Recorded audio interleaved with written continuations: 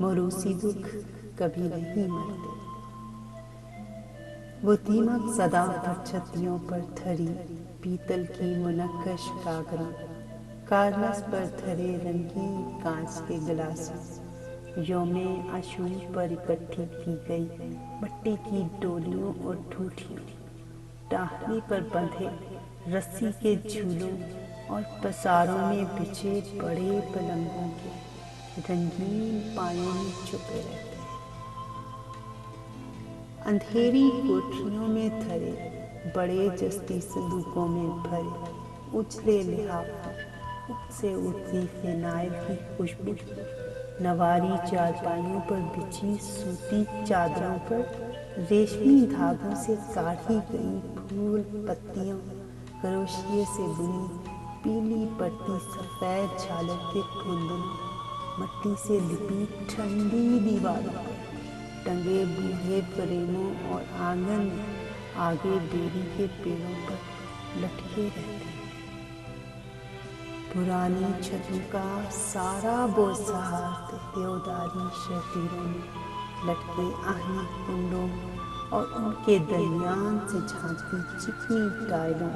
बड़ी बड़ी मुनक्कश रहलों, खजूरी पंखियों और मसल्लों,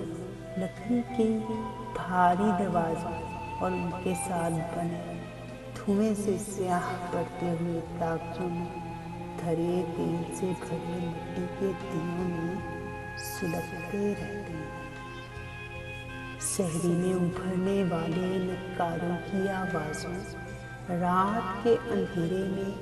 चूल्हे में फूंकनी से आँख को तेज करने की सही, मगरिब के वक्त खाने की थाली पर दरूद दिलवाने वाली मध्यम आवाज़ों, ढलते सायों के साथ लाल पेन के गोल शीशों को चमकाने और सर्द ऋतुओं में लिहाफों में दबक कर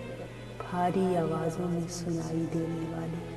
अनारा शहजादी और 60 ठगों के किस्सों में बसे रहते हैं। मौरूसी दुख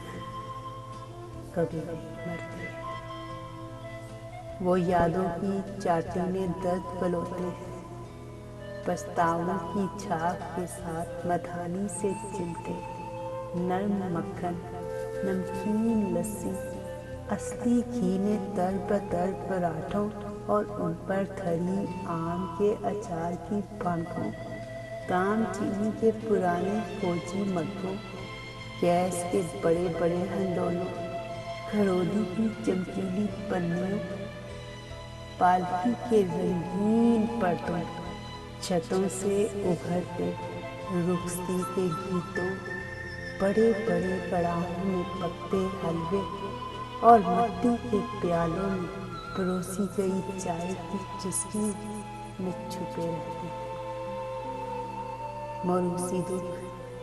कभी नहीं मरते। हमें मिट्टी में उतारने के बाद भी नहीं।